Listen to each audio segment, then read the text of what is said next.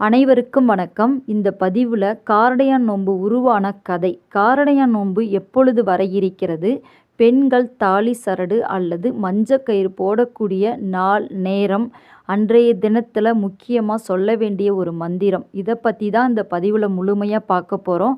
நம்ம தெய்வீக ஆற்றல் சேனலை இதுவரைக்கும் சப்ஸ்கிரைப் பண்ணாத பார்க்குறவங்க உடனே சப்ஸ்கிரைப் பண்ணுங்கள், லைக் பண்ணுங்கள். வாங்க இப்போ பதிவுக்குள்ளே போகலாம். காரடையான் நோன்பு கொண்டாடப்படுவதற்குரிய கதை சத்தியவான் சாவித்திரி கதை. சாளுவ தேசத்தை ஆட்சி செய்த சுயமத்சேனன் என்ற மன்னனுக்கு சத்தியவான் என்ற மகன் இருந்தான். அவர் ரொம்ப சிறப்பாக ஆட்சி செய்து வந்தார். அந்த மன்னனுக்கு வயது முதிர்வு. அதன் காரணமாக அவருடைய கண் பார்வையை இழந்துட்டாரு. இதை பயன்படுத்தி கொண்ட எதிரி நாடுகள் மன்னனிடமிருந்து நாட்டை கைப்பற்றினார்கள். இதை அடுத்து சத்தியவானுக்கு தன் பெற்றோருடன் காட்டில் வசிக்கும் நிலை ஏற்பட்டது.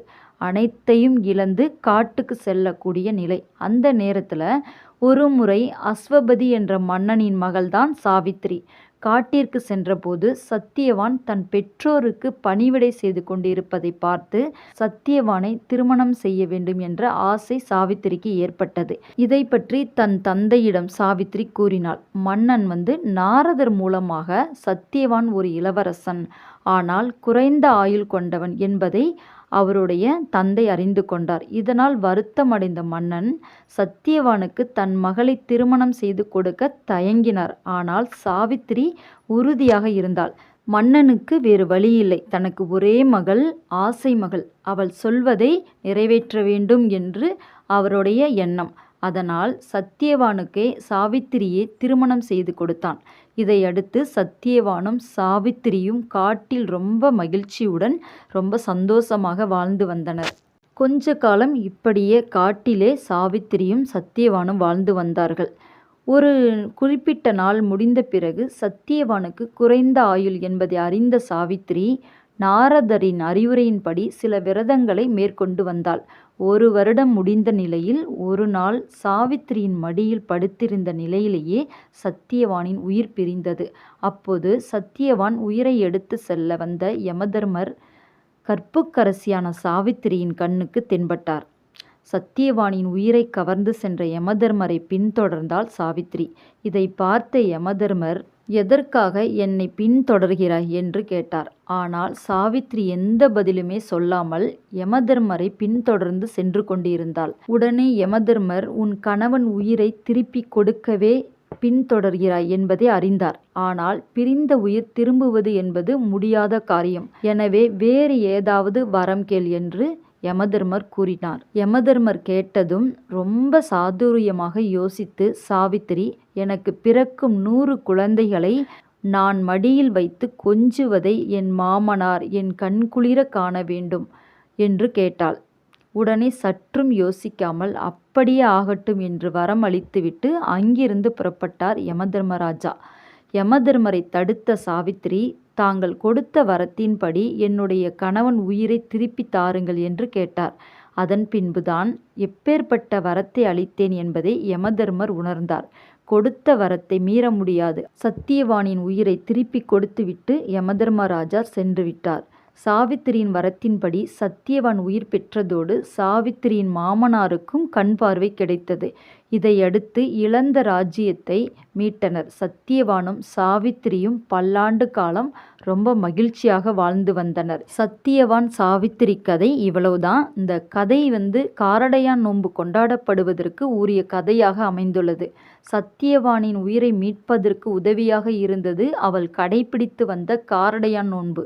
இதனால்தான் இந்த விரதத்தை சாவித்திரி நோன்பு என்றும் அழைக்கப்படுகிறது. அன்றைய தினத்தில் காமாட்சி அம்மனுக்கு இந்த விரதத்தை கடைபிடித்த காரணத்தால் காமாட்சி விரதம் என்றும் சொல்லப்படுது. மாசி மாதம் முடியும் நேரமும் பங்குனி மாதம் பிறக்கும் நேரமும் இரண்டும் இணையும் நேரத்தில் கடைபிடிக்கப்படும் விரதம்தான் காரடையான் நோன்பு. இந்த விரதத்தை சாவித்திரி விரதம் என்றும் காமாட்சி விரதம் என்றும் சொல்லப்படுது. திருமணமான பெண்கள் தங்கள் மாங்கல்யம் பலம் பெறுவதற்காக இந்த விரதத்தை கடைபிடிப்பார்கள். அன்றைய தினத்தில் திருமணமாகாத பெண்கள் ரொம்ப நாளாக தடைப்பட்டு இருந்தால் அன்றைய தினத்தில் விரதம் இருந்து மஞ்சக்கயிறு கழுத்தில் அல்லது கையில் கட்டிக்கிட்டாங்க அப்படின்னா அம்மன் அருளால் அவங்களுக்கு கூடிய விரைவில் திருமணம் நடக்கும் என்பது நம்பிக்கை. காரடையான் நோன்பு 2026 இந்த வருடம் மார்ச் மாதம் 14ஆம் தேதி சனிக்கிழமை, மாசி மாதம் 30ஆம் தேதி வருகிறது. காரடையான் நோன்பு விரதம் இருக்கணும் அப்படின்னு நினைக்கிறவங்க 14ஆம் தேதி சனிக்கிழமை அன்று விரதத்தை தொடங்கணும். சனிக்கிழமை காலையிலே விரதத்தை தொடங்கிட்டு அடுத்த நாள் ஞாயிற்றுக்கிழமை அதிகாலை 1 மணி 8 நிமிடங்கள் வரை இந்த காரடையான் நோன்பு இருக்கிறது. சனிக்கிழமை முழுவதும் விரதம் இருந்து மாலையில் விரதத்தை முடிக்கணும். காரடையான் நோன்பு விரதம் இருக்கும் பெண்கள் முதல் நாளை வீட்டை எல்லாமே சுத்தப்படுத்திடணும். சனிக்கிழமையன்று காலையிலே எழுந்து குளிச்சுட்டு பின்பு பூஜை அறையில் கோலமிட்டு அம்மன் படம் வைத்து விளக்கேற்றி வைக்கணும். அன்று கும்பம் வைக்கணும். கும்பம் வைக்கிறதுக்கு ஒரு வாழை இலை நிரப்பி வாழை இலை மேலே பச்சரிசி கொஞ்சமாக நிரப்பி பித்தளை சொம்பு அல்லது வெங்கல சொம்பில் தண்ணீர் நிரப்பி மஞ்சள் கொஞ்சம் போட்டு மாவிலை வைத்து அந்த அரிசி மேலே வைக்கணும். அதன் பிறகு ஒரு நூலில் மஞ்சள் தடவி நோன்பு கயிறு தயார் செய்து அதை அந்த கும்பத்தின் மீது கட்டணும். அரிசி மாவு காராமணி சேர்த்து கார அடை செய்து நெய்வேத்தியமாக படைக்கணும். அம்மனுக்குரிய பாடல்களை அன்றைய தினத்தில் பாடணும். அன்று வழிபட வேண்டிய அம்மன் தெய்வம் காமாட்சி அம்மன். காமாட்சி அம்மனை மனதார வேண்டிக் கொண்டு மாங்கல்யம் பலம் பெறணும் அப்படின்னு சொல்லி மனதார வேண்டிக்கிட்டு விரதத்தை தொடங்கணும். மாலையில் விரதத்தை முடிக்கணும். காரடையான் நோன்பு சனிக்கிழமை வருது. அதனால் அன்றைய தினத்தில் தாலி சரடு அல்லது திருமாங்கல்யத்தை மஞ்சக்கயிறில் கோத்து போடக்கூடாது. அதனால் அன்னைக்கு நீங்கள் மஞ்சக்கயிறு மட்டும் விரதம் இருந்து அதை கட்டிக்கலாம். விரதம் இருந்தாலும் இல்லைனாலும் குளிச்சுட்டு அம்மன் படத்துக்கு நேராக ஒரு அகல்விளக்கு ஏற்றி வைத்து மனதார வேண்டிக்கிட்டு மஞ்சக்கயிறு நோன்பு கயிறை ஒன்று கழுத்தில் அல்லது கையில் கட்டிக்கலாம். இதை சுமங்கலி பெண்கள் செய்யலாம். அன்றைய தினத்தில் திருமணமாகாத பெண்கள் விரதம் இருந்து மாலையில் 6:30 மணிக்கு மேலே 7:30 மணிக்குள்ள திருமணமாகாத பெண்கள் அம்மனை வேண்டிக்கிட்டு அன்று முழுக்க விரதம் இருந்து மாலையில் அந்த கயிறை கையில் அல்லது கட்டிக்கிட்டாங்க அப்படின்னா அவங்களுக்கு கூடிய விரைவில் திருமணம் நடக்கும், அம்மனோட அருள் கிடைக்கும் அப்படின்னு சொல்லப்படுது. ஒரு சிலர் காரடையான் நோன்பன்று திருமாங்கல்யத்தை மாற்றிக்குவாங்க. அதற்குரிய நல்ல நேரம் அப்படின்னு பார்த்தோம்னா சனிக்கிழமை வர்றதுனால பிரம்ம முகூர்த்த நேரத்தில் மாற்றுறது அப்படிங்கிறது தான் சிறப்பு. பிரம்ம முகூர்த்த நேரம் சனிக்கிழமை அதிகாலை 4:30 மணி முதல் 6 மணி வரை உள்ள இடைப்பட்ட நேரத்தில் திருமாங்கல்யத்தை மாற்றலாம். அன்றைய தினம் சனிக்கிழமை அப்படின்றதுனால மாற்றக்கூடாது.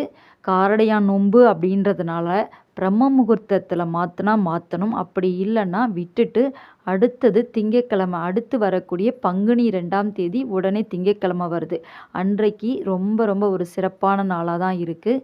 சுப முகூர்த்த தினமாக இருக்குது. அன்றைய தினத்தில் மாற்றிக்கிறது ரொம்ப சிறப்பு. தீர்க்க சுமங்கலி வரம் வேண்டும் என்பதற்காக தான். அதனால் அன்றைய தினத்தில் விரதம் இருந்து அம்மனை தரிசனம் செய்தாலே போதும். விரதம் இருந்து மாலையில் விரதத்தை முடித்த பிறகு அந்த கும்பத்தில் உள்ள மஞ்சக்கயிறை எடுத்து கணவன் கையால் கழுத்தில் கட்டிக்கலாம். கட்டிக்கிட்டு காலில் விழுந்து ஆசீர்வாதம் வாங்கி கொள்வது ரொம்ப நல்லது.